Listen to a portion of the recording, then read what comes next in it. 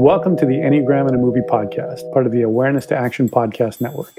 I'm TJ Dawe, and this season my co-host Mario Sikora and I will be exploring the Enneagram through the lens of specific directors whose work demonstrates themes related to the 9 Enneagram types and 3 instinctual biases.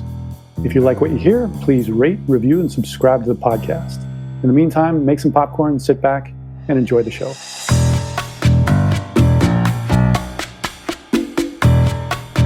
So here's what I want to ask you guys now. Subtypes. Preserving, navigating, and transmitting 3s are very different people. I think that there's a subtype theme here in these characters. I'm curious to your perspective. Any thoughts on subtypes of the Reese Witherspoon characters so far? I would be surprised if Elle was anything other than a transmitter. Okay. She really dresses to be noticed and to make an impact. I agree with Elle. How about Tracy? Oh, another quick thing about Elle is, you know, as we mentioned, she's very comfortable on camera making her application video wearing a bikini. And then, you know, when she's still new at Harvard and she's still trying to win Warner back, one of the things she does is lounges around by just a football game that a bunch of the students are playing in a bikini and attracting everybody's attention. It's very much a transmitter saying, watch me shine. Hey, everybody, look at me. Check out the goods. Yeah. And in election, I don't see that comfort in showing off or in drawing attention. I think she wants to win. She understands the rules. But I think that the problem here is that she's probably in real life like a preserving 3. Reese Witherspoon. Yes. When you see the cupcakes and all these things, you know. They made 480 cupcakes the night before the election, right? Her mother. And she didn't navigate kind of the landscape. She would understand how to win, but not understand how she was coming across. So to me, and she was more kind of stiff and rigid and withdrawn a bit when it wasn't about winning. It was more kind of like the workaholic preserving 3 to me. So it's interesting. Well thought out responses. I don't agree. I don't agree. That's cute, guys. That was cute, the way you did that. No, I'm kidding. No, so clearly not a definitive portrayal as far as subtypes are concerned. But I think the themes of both of these movies so far are about identity and hierarchy and position in society, right? So these both actually, and I hear what you're saying about Elle Woods, right? I mean, clearly somebody who stands at, I know, but how much did she talk about herself, right? Not that much, really, right? I mean, Elle was, about helping other people, and, there was not that kind of turn it back to me sort of conversation that you often see in a transmitting 3 in my experience. So I think there were a lot of navigating themes in here, but also with the understanding that just because somebody's navigating doesn't mean they're good at it, right? And clearly Tracy was not a skillful navigator. I mean, her interpersonal skills were really, really weak. But for her, it was all about position and identity and role and all these other sort of things that I generally associate with more of the navigating version of the 3. Neither of these characters were particularly sexual either.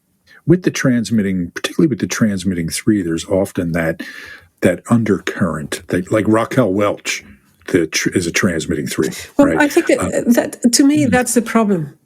I think that she is not sexy as a person.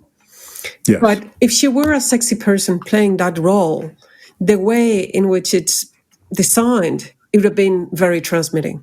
So interesting thought. And again, this is why, first of all, the subtypes are difficult, right? I mean, and movie portrayals are often not pitch perfect when it comes to Enneagram types, right? So we see in multiple things. I see what you're saying, María José, about some of that preserving, that sort of workaholism, right? And it was workaholism in terms of identity and, fulfilling the role, right? With election, I agree that it could be. With Legally Blonde, I have a harder time buying it. Yeah. Yeah, I hear you. I hear you. But again, food for thought. Okay, just as we think about these things, we have to weigh different factors, right? There's the threeness there that comes across as showing off, right? Even in the threes who are not transmitting very often. So, my thought on Elle Wood was that she was a fashion major, right? And so being the ideal sort of fashion major was all about, these sort of, rich person, Beverly Hills kind of clothes that she donned throughout it. So anyway, all right, great. So we're going to move on to movie number 3, which for me was the best of the lot. As much as I loved Election, the next movie we're going to talk about for me is just a really, really, really good movie. And it's something else from our friend David Fincher. It's the movie Gone Girl, which Reese Witherspoon is not in, but she was the producer of. TJ, tell us about Gone Girl. So Gone Girl came out in 2014. It was directed by David Fincher, as you mentioned. It was based on the novel by Gillian Flynn, who also wrote the screenplay. It was a best-selling novel, which Reese Witherspoon read before it was published and saw its potential and bought the rights. And the movie came out about a year after the book was published, and the book was a huge bestseller. So in the story, Nick Dunn, played by Ben Affleck, lives in a college town in Missouri, and he's called back to his house, where he finds some of his furniture broken and no sign of his wife, Amy, played by Rosamund Pike. He calls the police, and they investigate it as a missing persons case. And as the case unfolds, we see flashbacks of Nick and Amy's relationship going back to their first meeting told through Amy's diary. Amy's parents are authors of a series of very successful kids' books with a character based on Amy called Amy. So the series has a lot of rabid fans, and revenue from this has given Amy a trust fund and a New York City brownstone and an enduring fame. And she and Nick both have successful careers as journalists, both of which end due to the financial collapse of 2008. So they soon move back to Missouri, where Nick is from, to be with his mother as she battles cancer and soon dies. Nick opens a bar with his twin sister Margot, played by Carrie Coon, and he teaches creative writing at a local college and has an affair with one of his students. Amy's disappearance, in part thanks to her being somewhat famous, becomes a media sensation with nonstop press coverage and many people volunteering to help find her. And soon it starts to look like Nick might have been involved in her disappearance, and he's villainized by the press. About halfway into the movie, we jump to Amy's point of view and discover that her diary, which told their story as a couple, was a work of fiction, blending both fact and fiction, but it was all meticulously done by her to frame Nick for her murder and eventually for her to take her own life, ensuring that when her body is discovered, he will be convicted and executed because Missouri is a state that still has the death penalty. She soon, because of a couple of missteps, loses the money that she had saved up and reaches out to Desi Collins, played by Neil Patrick Harris, TV's Doogie Howser. He's an ex of hers who's wealthy and had never gotten over her. So he puts her up in a luxurious lake house and she frames to make him look like a stalker and rapist and kills him and drives back to her house and dramatically falls into Nick's arms while she's still covered in his blood in front of the media. Nick tries to tell the truth to the lead detective, who does believe him but can't reopen the case. And Nick and Amy then have to keep up the facade of being reconciled, as the press and the public have a vested interest in this perfect, beautiful, famous couple. And she's pregnant. And she's pregnant, yeah. Perfect ending to the perfect couple story. Yeah. Very different version of Enneagram Type 3 in this movie, right? This is about as low in the levels of health or, levels of psychological stability as one will find. This is a character who is just completely soulless, right? For lack of a better word. So when I first suggested we used Reese Witherspoon, I had not watched this movie. Uh-huh. And I was really puzzled at the beginning when I started watching it, because I couldn't understand why on earth she would want to portray women like this, like the bad person. Now, there are bad people of any gender, I think. And I realized that her goal, Reese's goal, was not to just show good, strong women. It was like just heroes. It was good roles and good roles for women, right? Good acting parts for women. Bold, skillful, and all of that. And this is that. I think that it's a very smart, bold, I don't know, I don't want to say kind of adjectives that seem to be kind of positive, Right. but she's smart, She's very, very smart. She's very capable. And again, I'd seen this movie before. I'd probably seen it a couple of times before we were preparing for this podcast. In preparation, I watched it twice. And the second time was actually earlier today. And the thing that really struck me today was how many themes are in this movie, right? How many different ways of looking at society are in this movie, right? What does it mean to be successful? Okay. Who are you if you're not successful? What is the role of media in our lives? Because she becomes this media darling. Now, like TJ pointed out, her parents based a children's book character on her. And as she said, when Ben Affleck said, "Oh, they stole your childhood," she said, "No, they didn't steal it. They improved upon it." Right. And so there's this idea of this idealization of people not being good enough, but they need to be improved upon. There's the theme of the vulnerability of women. Right. And this is something that I think peaks up throughout these movies. We're going to see it here and certainly in Wild, when we talk about Wild, how vulnerable women are to men in society, right? And how terrifying that must be. I mean, obviously not something I can relate to, but I think that's on display here, and we'll see it more in Wild. Also about the power of narrative and perspective, because this movie is all about narratives. It's almost Rashomon-like in that's telling of a story from different angles, right? There's Nick's version of it.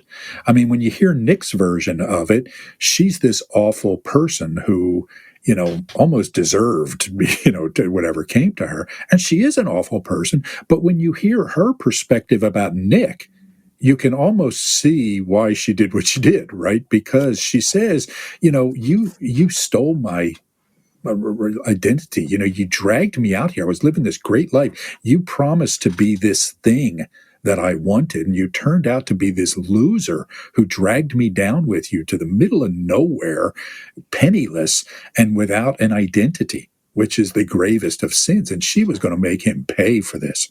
Go ahead, Maria José. She said, when she said that he had to pay because she was dead, and because Nick took my pride, my dignity, my hope, and my money. Yes. I mean, she's virtually dead. Yes. According to what's important to her. Now, what I would disagree with, or it's hard to make a stance on this, is that, look, I'm saying this as a woman here, but if I were Nick, I would be just too afraid to live with a woman like that. And he locks the door at night for good reason. I know, but I just don't understand why he decides to stay. If it's just only the baby, that's the only thing I understand. But if it's not that, I just don't get it. But with her, we don't know if that's the truth. We don't know if he really threatened her or not. And I'm compelled to believe that he didn't. Right. It's just how she framed him, what she wrote in the diary. So at the end of the day, I don't know, who is she? Right. And that's the theme of the three. Who is behind this person that we think we're seeing? Yes. The unhealthy theme of the three, we'll say, just to be clear. Course, yes. Of course. Yeah. So, TJ, any thoughts on why he stayed? Oh, why did he stay? Well, I thought what they established was that he's kind of been outmaneuvered. Yeah. That so much of his life depends on people's perception of him. And up to a very certain point, it had looked like he was going to be convicted for her murder and that there was nothing that he could do about it. And that he realized that I'm in a match with a chess master. And he's smart enough to realize he's not as smart as her. And that if what do you think his Enneagram type was? My guess for him is 6. 6? Maria José? Oh, I haven't thought about it. He's a 9. He's a 9. Well, he could be a 9. He's a 9. My only other option is a 2, but I think that it's when he says that he was taught to be nice. Yeah. He had to be nice to people. Yeah, he was, he was very charming. See, I think he was a navigating 9, right? Yeah. Charming, but talk about somebody who was going with the flow of things, right? I mean, he was just being, kind of dragged along by life. And I think for him, I think that he was probably too afraid to leave her, at the end of the movie. I think that was certainly part of it. I agree with TJ, but I also think there was just this inertia, right, at play there, that is, kind of a part of the 9 psyche in some ways. It was so disappointing. Well, so there was, first of all, a lot of great stuff in this movie. I mean, she was a master at crafting a story, right? She was a master at crafting an identity. She led him along. She, her diary, like TJ said, was just a prop, right? I mean, it was, a blend of, fact and fiction. Yeah. And when they kind of go back to her previous relationships, she had adjusted and adapted to every single partner she had. Yes. And she was whatever would work with them, with each of them. Yes. And that's very thrillish. I mean, it's all to the extreme. Yes. And it was, she gives that whole voiceover about, I will be the cool chick, right? I will be what he wants. I will fit this. I will, and she's talking basically about how she degraded herself to be the ideal woman from, his perspective. And she said, I would even drink beer out of a can and watch Adam Sandler movies and eat cold pizza, to make him happy. And, I mean, what Enneagram Type does that sound like the ideal night for, Yeah. Right. So the book was called The Amazing Amy, which is kind of how the stereotype again of the 3, you want to be seen. And then it was the life she didn't have, as she said. Yes. Mm-hmm. On the contrary, she was jealous of the golden child. Mm-hmm. And she was a fraud, regular, flawed. That's how she saw herself. Yes. But she wanted to show people that she was this amazing Amy. Yeah, very sad. Very, very, very sad, very troubling. The Desi character, again, played by Neil Patrick Harris, another 3-ish character, right? There's that scene where he comes to her rescue and, wants to remake her, right? He gives her the bag with the hair dye and the makeup and, all this stuff, right? And said to her, I'm looking forward to my reunion with Amy Elliott. Right. So even he had this vision of who Amy was that was not the reality who he went and picked up in the casino, but had to get back to being the dyed hair, cleaned up version of Amy Elliott. That's who he was looking forward to seeing again. And he paid the price for that, for sure, in a pretty horrifying scene. I'm trying to think of what else I have in my notes. The parents. Yes, they represented threeness as well. It's doing what they did with their child with the book. Then they were broke, but they pretended to be wealthy. Yeah. Then when she was gone, it was all about, they had the number, the website, like they went into action and knew what they had to do and put the right face. And it was just amazing. It was all a production, right? It was all a show in a sense. So much of what happened in this movie was all about a show. Even the talk show host, there was the one blonde newscaster based on Nancy Grace. I don't know if you guys are familiar with her, but she's famous for taking on the cases of women who were done wrong to and attacking the men, who did injustices toward them. And even the Sailor Ward character that he goes on the interview of. And during that interview, he's putting on a show and he's putting on a show directly for her, knowing what she wants to hear. And you can see her sitting there watching on TV with Desi, and she's just mesmerized, and she's thinking, that's the guy I married. That's the guy I fell in love with. That's the guy I want. After she just tried to get him put on death row, right? So a fascinating character. Yeah, even the attorney, Tanner Bolt. Oh, great character. Go ahead. And he knows how to do things so that it works, so that he can come out with a positive outcome here. What to say, what not to say, how to dress, everything. Yes, absolutely. And he even gave the whole situation a name, The Miracle on the Mississippi, right? He gave it a headline, right, to frame it, that sort of thing. So that character was played by Tyler Perry. Thank you, Tyler Perry.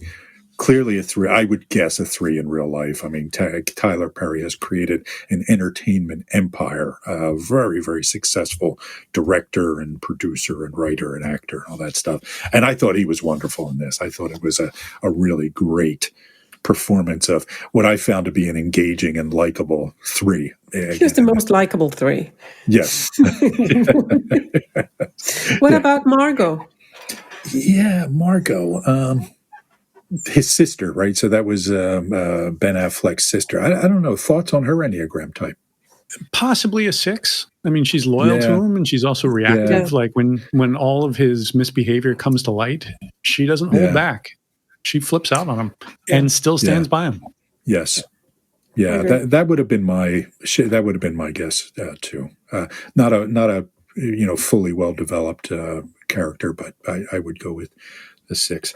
All right, great. TJ, what else about this movie we haven't talked about yet? Again, very much like Election, we see just briefly a theme of the loneliness of 3s. Amy doesn't have any friends in this small town. Yeah. And when she's letting us in on her plan, she refers to, befriend a local idiot who's, a pregnant woman that lives 5 doors down. Yeah. Awesome. But she doesn't have a circle of friends. She doesn't seem to have friends that she can call or email or Skype or Zoom with. Like there's no real warmth to her. Rosamund Pike said she based her performance on Nicole Kidman's portrayal of the lead in To Die For and Sharon Stone in Basic Instinct. So in both cases, 3s playing 3s. And I've known, appropriately enough, 3 different women who are 3s who have at various times in their lives been nicknamed the Ice Queen. And I think that is a nickname that Amy possibly could have received in this movie, of like that kind of cold 3. And it just shows you how reactive people can be to ambition and success in a woman.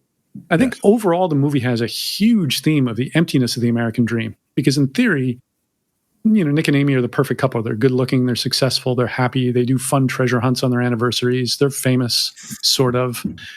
And it shows how precarious that is. They lose their jobs, they lose their financial stability, they move from Manhattan to Missouri, and not even a big city in Missouri, like a small city, like a college town. He cheats on her with a student. She sits at home spinning her wheels, they just don't seem to have that great of a life behind the surface. There's the emptiness of fame as well. She's got this kind of peripheral fame from being the subject of a series of kids' books, but does that bring her any joy? And then there's the emptiness of wealth. Not only does the wealth that she gets from her parents having successfully authored these books just vanish because supposedly they're up to their ears in debt and they need the money from her trust fund back.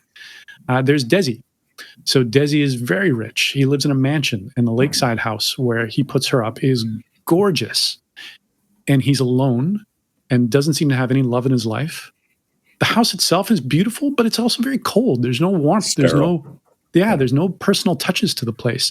He doesn't seem to have any kind of a life. He doesn't seem particularly smart or charming or appealing in any way whatsoever. He's just this empty vessel of success. Think of it as kind of a passively obnoxious person, right? Who just, just not going out of their way to be obnoxious, but just everything they say makes you just want to go, ooh, yuck. Right. That's how Desi struck me. It's just like, I just don't want to be around this guy. So Amy didn't either, I think. Well, she made that point clear. If you have not seen the movie, Yeah, she kills him in a very graphic way. So let's see. There were a couple other things. So one more. Go ahead, Rosa. Her ability to fake her accent when she was running away, when she was hiding, it's also something that it's overly adaptive, and I've seen quite a few threes doing that, being able to adapt so much to the environment that they take the accent very quickly. Yeah, the work that she put into framing him was epic, right? I mean, boy, oh boy, did she! I mean, just you have to sit and admire. And even the attorney, the Tanner character, was like, "Oh man, you got to respect this woman," you know, I mean, right, for the audacity of what she did. There was another thing that struck me we haven't touched on yet. There's that scene where she goes off. You know, she fakes her death. She runs off, ends up in this middle of nowhere motel where she befriends this other woman who's, you know, kind of a trailer park sort of version, who you could tell has her own backstory, and she's hooked up with the maintenance worker or something at the hotel. They find out that she has money, and they rob her at the end. And that scene struck me upon watching it again, because it showed me that as scary and evil as Amy is, she's playing at it, right? And these two are really scary, right? These and they even say to her, you know, be careful, because there's people a whole lot worse than us out there. So it's almost like she's dabbling in the criminal, scary person lifestyle, and meets her match with these other people and realizes, you know, I'm in over my head out here. Which again, I thought was interesting, because it pointed to that even at being evil, she was kind of a fraud in a way. Yeah, and naive as well, naive, yeah. Thinking that she would be able to fool them. Yes. And she didn't. They could see through her. Yeah. That she was not going to call the police, that she was running away, that she was hiding something. That she had never been hit. The woman calls her on that. Yes. You know, that she had faked the bruise that, you know, she inflicted on herself, but like she didn't really know hardship the way that they had. Yes, exactly. I think one thing is I just love the ending, which is that this couple gets to be together forever and be miserable. It's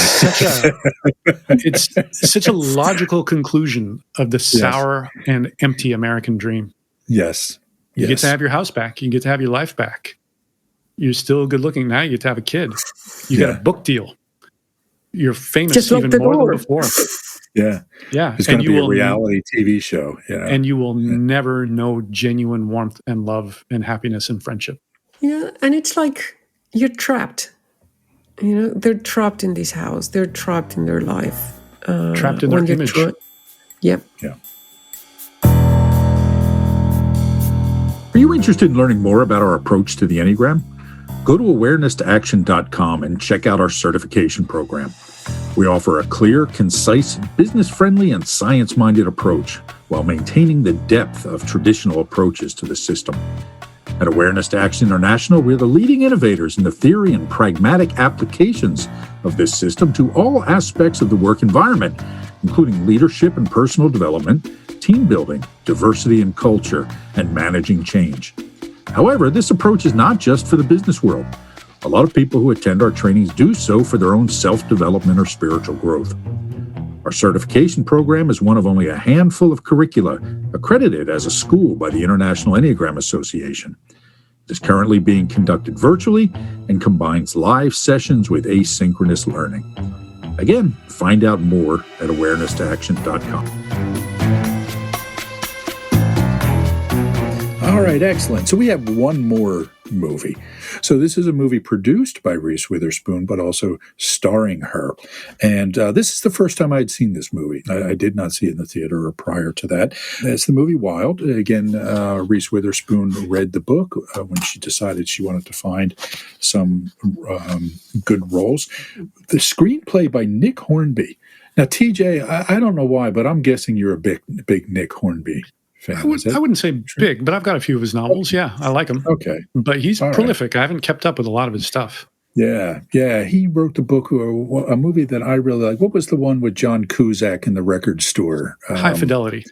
High Fidelity, yes, a movie. Yeah, that was his big break. I've never read any of it. Also, she read the book of Wilde when it was also in galleys. And Cheryl Strayed sent it to her saying, I would like you to play me in the movie of this. Oh, interesting. Okay, so the plot of Wilde is about a young woman, Cheryl Strayed, again, based on her memoir about her life and her journey hiking 1,000 miles, what was it, 1,100 miles on the Pacific Crest Trail, kind of as an act of cleansing or redemption, I think, trying to make up for which she felt were her sins. So in June 1995, despite a lack of hiking experience, recent divorcee Cheryl Strayed leaves Minneapolis, Minnesota to hike 1,100 miles of the 2,650-mile Pacific Crest Trail. María José, for someone who uses kilometers rather than miles, that's a really long way. Okay. I can make. Well, I can kind of. I understand what you're talking about. When you're talking about temperature, then that's temperature. different. Well, temperature's tough. Yeah, temperature. I don't do Fahrenheit, but I do miles. Okay, great. All right. So during the hike, she reflects in flashbacks on her childhood in Minnesota and memories of her mother, Bobby Gray. Bobby's death from cancer sent Cheryl into deep depression that she tried to numb with heroin and anonymous sex, eventually destroying her marriage to her husband, Paul. After finding she was pregnant, she got an abortion and resolved to hike the trail to redeem herself. Starts the trek in the Mojave Desert in Southern California with her backpack, in which she is carrying almost everything that she doesn't need, it seems. Really overloaded with the backpack. Has brought the wrong type of gas for her stove and is therefore unable to cook food. After a few days, she meets Frank, a farmer and construction worker who takes her in for the night and with his wife offers her a home-cooked meal and a warm shower. She meets another hiker named Greg, who agrees to meet at the Kennedy Meadows, California. Upon arrival, a camper named Ed helps her strategically lighten her overweight backpack and replace her undersized hiking boots with a new pair to be delivered at a future stop on the trail. She continues to hike into the Sierra Nevada mountains despite his warnings of deep snowfall, removing a boot to remove a loose toenail, which is how the movie starts, in a very unpleasant and attention-getting way of pulling off a toenail. The boot accidentally falls down an extremely deep slope, forcing her to continue wearing sandals reinforced with duct tapes. Her friend Amy sends her provisions along the way, congratulating on her progress. She also receives letters from Paul. On morning of day 58, she's out of water and desperately licks the dew off the tent. Dehydrated and near exhaustion, she siphons water from a muddy puddle. While she waits for water to disinfect, two hunters approach, one making suggestive remarks that leave Strayed feeling threatened and vulnerable. This causes her to leave and run away. She leaves California, arriving in Ashland, Oregon, where she meets Jonathan, a hunky guy who is at a tribute to Jerry Garcia, who had just died. Let's see, she ends up sleeping with him and then goes and encounters a friendly group of young hikers along the way. On a rainy day, she finds a llama that escaped from a young boy hiking with his grandmother. She chats with the boy, who asks her about her parents. She mentions her mother's death. The boy sings Red River Valley to her, saying that it's a song his mother used to sing to him, which makes her break down in tears. After 94 days, she reaches the Bridge of the Gods on the Columbus River between Oregon and Washington, ending her journey. Various points along the trail, including at the end of the bridge, she encounters a red fox, which she interprets as the spirit of her mother watching over her. She reflects that 4 years in the future, she will remarry at a spot in view of the bridge. 5 years later, have a son, and 1 year after that, a daughter named Bobby after her mother. I like this movie. I thought it was really well done. I thought it was Reese Witherspoon's best performance, that certainly in these movies, and I think in anything that I've seen her in, I think it was her best performance. I thought it was an interesting depiction of a three. I do think this was a three-ish character.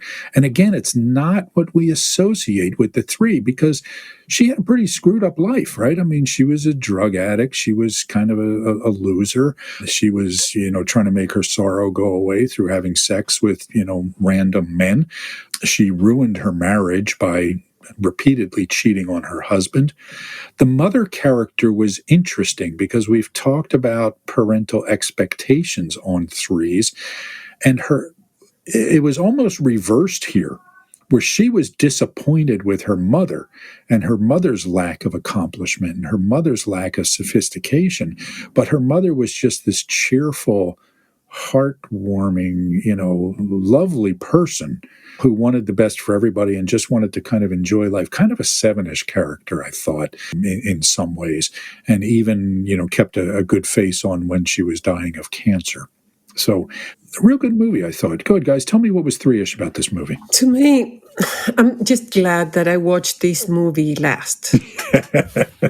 Because there was this progression. And although they're very three-ish things, the typical three things, to me, this movie was about value and purpose. What you were saying before about the core quality of the three. And she said something like, when did I become this piece of shit? It's like, where's my value? And this was a cleansing journey, but to find her value and her purpose. And that was kind of, she had this goal of doing this hike and going through this trail without really knowing why, but it felt like the right thing to do at the time. And the true north, while she was on that, it was not to lose track. So it was kind of that kept her, but it was to find her value. And just on that theme, when she gets there, when she gets to that bridge, she hasn't found it completely, but she's okay with that.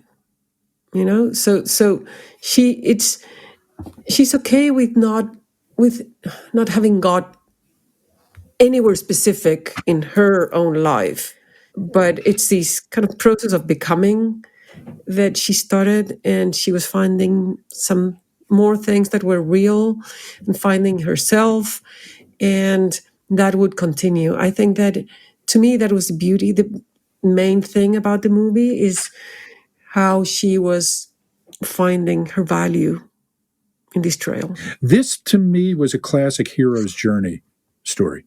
Right. And the message of the hero's journey in classical mythology and in every wisdom tradition is that the hero feels like, I don't have my identity. I have to go on some quest to understand who I am. And they always end back at home. And the message is always, you know what? Who I am has always been right here. Right. But I would have never realized that had I not go on the journey. So the irony of the hero's journey is that the answer is at the starting point, but if you don't go on this cycle, you never realize it. So completely agree with what you said. Even the last name, did you realize that she chose it?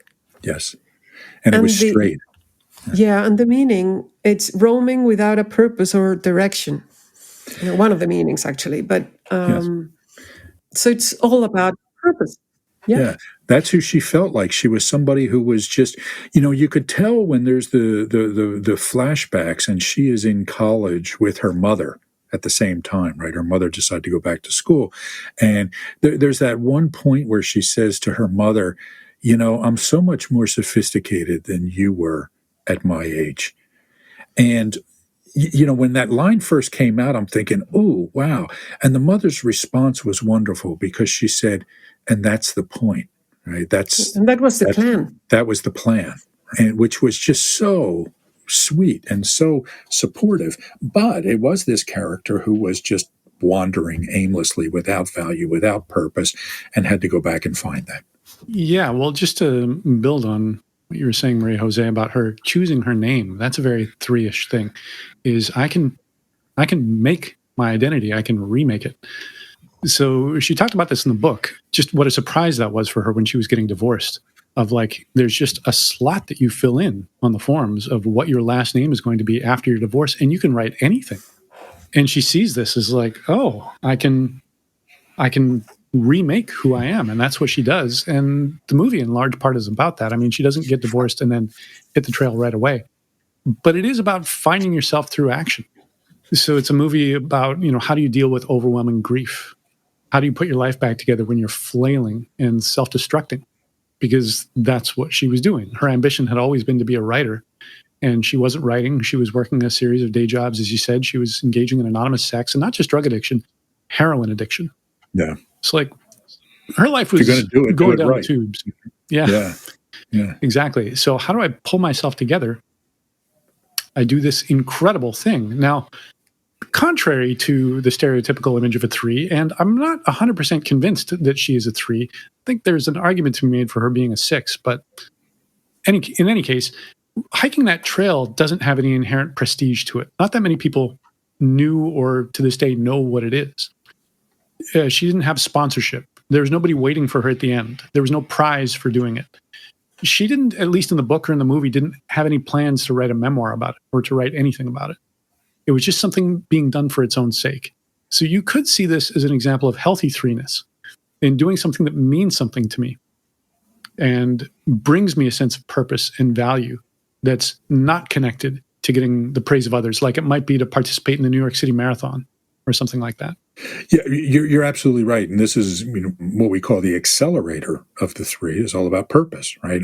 Finding some sense of purpose, because what often ends up happening with 3s is that they're driven to achieve, but they're not sure what it is they're trying to achieve, right? They're just kind of randomly going about accomplishing things without understanding how it all ties together. And for her, I think, the purpose, at least for this movie, or this part of her life, was kind of resetting in a way, right? I mean, this is what it struck me as. This is all about resetting. It's about stripping away the person I was and finding out what's left. Okay, and that's kind of the real me. We talk about disidentification as the practice of the 4, right? The accelerator of the 4, which is all about, again, stripping away identifications. Okay, I'm not this, I'm not this, I'm not this. And that which is left is the authentic self in a way. So go ahead, Maria, is that what you were going to say something? Yeah, that at some point she says, I need to find something in myself, and the trail is good for that. So it's this search for who I am and my value. It's like hiking to get my value back, because at some point I lost myself. Yes. Yeah. And I can't really establish that value. I can't really establish that identity until I shed all this messiness that is built up, right? All this, all these wounds, all these experiences that have dragged me down into the gutter. Yeah. And with the mother, regardless of her type, there's some of these as well. When she learns that she's going to die, she said, I was never me. I was a mother, I was a wife, and I wasn't even in the driver's seat of my own life. Yeah. So it was kind of happening, and there's, again, the value, and am I leaving my life? Which sounds very 9 to me as well. The notion of just being kind of a passenger or a bystander in my own life. Yeah. Good case could have been made for a 9 for the mother. Yeah. And yet still having a positive outlook. Like you can see a sliver of Lake Superior if you look out her hospital room window, and she says, I always wanted a room with a view. So there were a couple of things I mentioned earlier, I think, before we started talking about Gone Girl, this theme of how dangerous the world is for women. And this was a great example of that, right? I mean, now look, hiking a trail of 1,100 miles through the wilderness is going to be dangerous for anyone. But I think that there are particular dangers that, obviously face women on something like this. I mean, when that scene where she met the farmer, right? I mean, that whole time, all you're thinking is, this isn't going to go well, right? And it ended up, he ended up being a harmless guy, but, you're on the edge of your seat that whole time. But you know what? You don't have to be in that trail to experience that as a woman. Absolutely. That's life. Absolutely right. No, that's absolutely day to day in, day out life for women in general. Absolutely right. And I think that there's that, yes, I didn't mean to imply that it was only on the trail in the middle of nowhere. You're absolutely right. And again, I think there's an element of that in all of these movies. Perhaps not so much in Legally Blonde, it doesn't come through, but even in Election, there's this young woman who is preyed upon, by an older male teacher, right?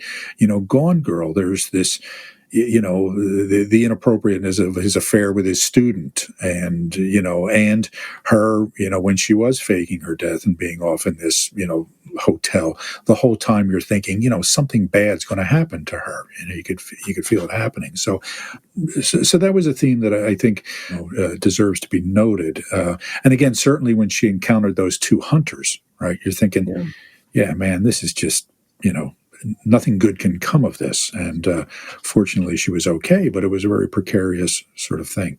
There's one thing that her mother, I think, tells her, but I may be wrong. I know that somebody said it, but it says, if there's one thing I could teach you is how to find your best self, then hold on to it for the rest of your life. Mm-hmm. So finding your best self, and it's also some 3 thing. It's like, be my best version of myself.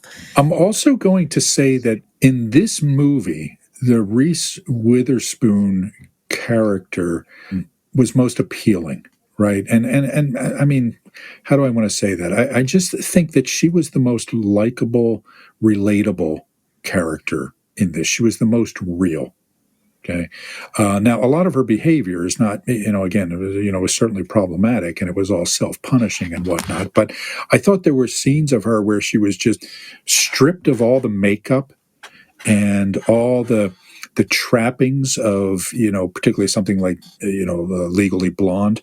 She was just a strikingly attractive woman, right? Reese Witherspoon, and the less she tried, I thought, the more she radiated something, which I found very interesting. And again, a message related to threeness, right? That the less you try, the better off you are, in a sense.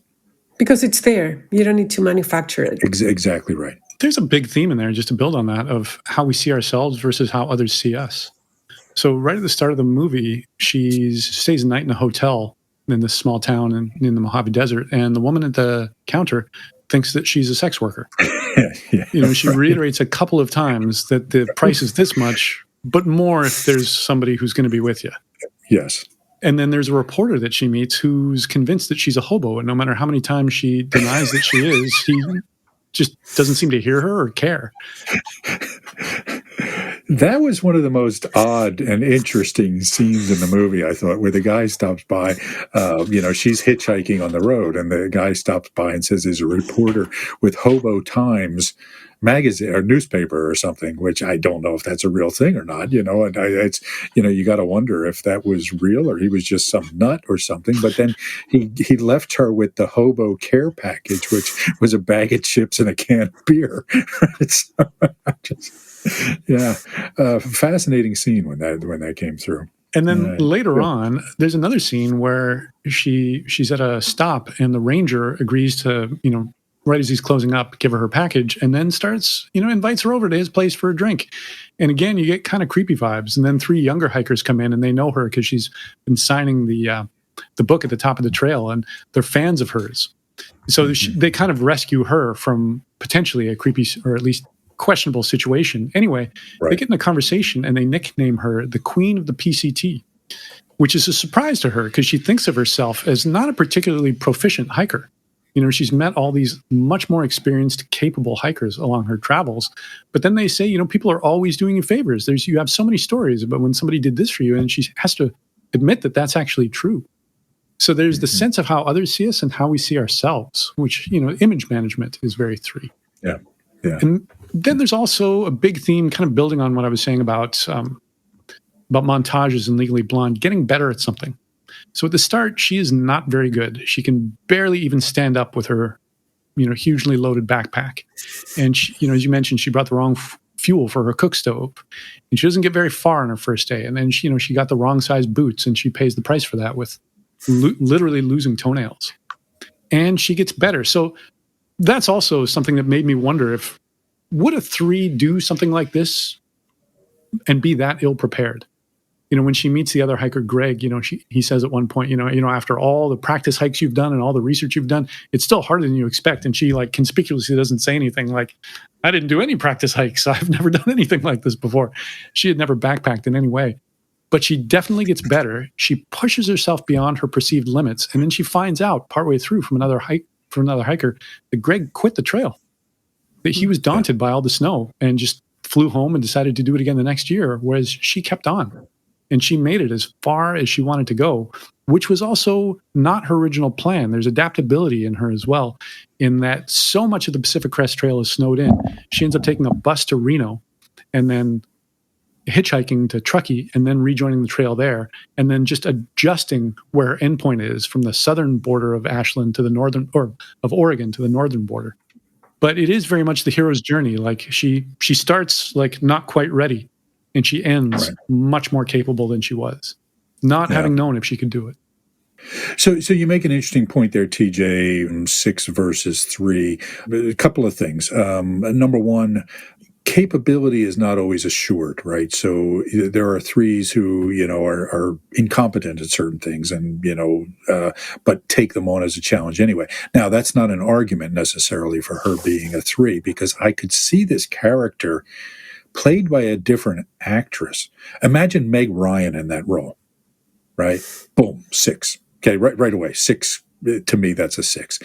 It could be kind of a 6-ish character played by a 3 that brings in, a different element to it, from my view.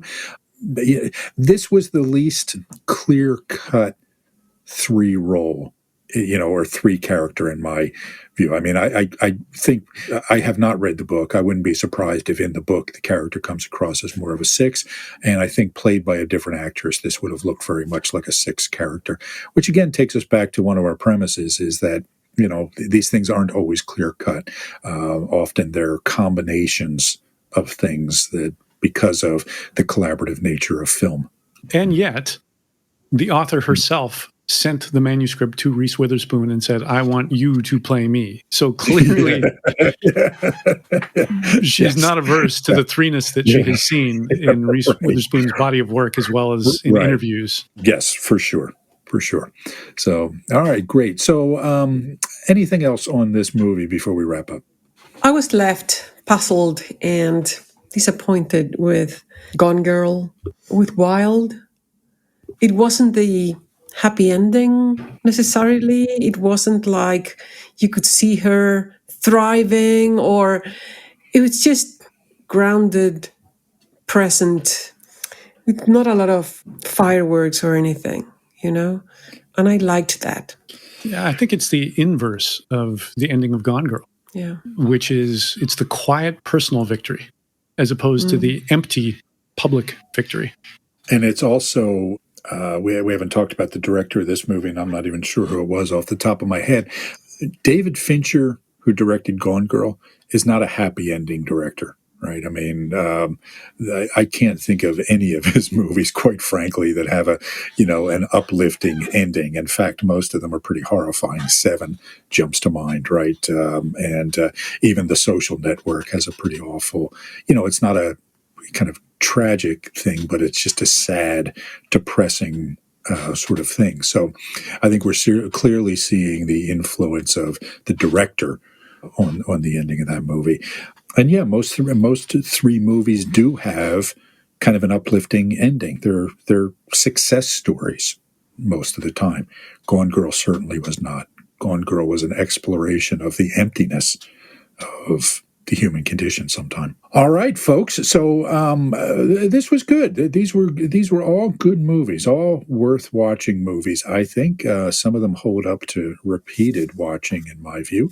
I know I would certainly watch Gone Girl again if it came on TV, and I'm always a big election fan. I've seen it a bunch of times. So I encourage our listeners to watch any of these movies. Final thoughts, guys, before we wrap up. I really liked how all 4 movies gave a very comprehensive and rich view of the 3. The complexity of 3s. Right? The complexity of 3s without the stereotypes. I mean, it included the stereotypes, but it included the good things, the bad things, the not so obvious or visible things in 3s. Yeah. So I really like that. Yeah. TJ? Yeah, 2 things. You mentioned 3 different TV series that Reese Witherspoon has both starred in and co-produced. There's The Morning Show on Apple TV. There's Big Little Lies on HBO, and there's Little Fires Everywhere on Hulu. I've seen all three. I love all three, and there are many characters who are threes in all three. One in particular, the actor Billy Crudup, won an Emmy for playing the character of Corey on The Morning Show. Yeah. And he is one of the best threes I've ever seen. He plays a television executive. I've seen 5 or 6 episodes of The Morning Show, and he is by far my favorite character on that show. I just think he's such a 3 in such a delightful, sleazy, but likable, charming way. Good call out. Yeah, incredibly charming, even though you're right. He is that kind of slick Ken doll, super achiever kind of a 3. I also read, and it did not take me long. Well, another thing to mention about Reese Witherspoon is supposedly she reads a book in one day, and she can read a screenplay in an hour. She's got that proficiency of the 3. She learned how to read from her grandmother, and it was years into her life, maybe decades, that she discovered that what she's been doing is speed reading because she just swallows books. She wrote a book called Whiskey in a Teacup, which that is a reference to the fiery spirit of Southern women within their well put together poise. And reading that book, which did not take long, has me thinking that she's a preserving 3. Oh, okay. The book is full of recipes and home decor tips, as well as photographs of delicious Southern food and decor. And there's many, many references to tradition, to family tradition, to preserving the traditions of the South and of her direct lineage, as well as to comfort. She talks about, her company makes clothes because, let me see if I can, she says, I launched my clothing company, Draper James, because no one else seemed to be making the sorts of affordable, simple, pretty dresses I like to wear day to day. Some pretty big preserving priorities, as well as later she talks about how much she loves a good bargain. She loves flea markets. Great. Well, I'll have to check that out. That's great. That'd be very interesting to see. So, María José, thank you. I know you got to run. We've dragged you back here and used up a lot of your time. So it was great to have you back on the podcast. Thank you for inviting me. Yeah, it was a pleasure. So we'll have to have you join us. I know you want to skip the Marvel episodes that we're going to do. Well, who knows? My daughter is trying to get me to watch them. I've watched 2 so far, so we'll see. 3, actually. All right, great. Which is a note to our listeners that's going to be what's up next with me, TJ, and TJ and Gracia. We're going to do a series on Marvel movies. Looking forward to that. María José, I'll let you run. Take care of yourself. Okay? You too. All right. Bye-bye. TJ, as always, thanks for joining along. This has been the final episode of this season for the Enneagram in a Movie podcast. So thank you to our listeners for joining us. We'll be back soon and start looking at some Marvel's movies for a bit. So long, everybody. You've been listening to the Enneagram in a Movie podcast, which is produced and edited by Seth Creekmore and is part of the Awareness to Action podcast network. Don't forget to go online and support the podcast by taking a moment to rate, review, and subscribe. See you next time.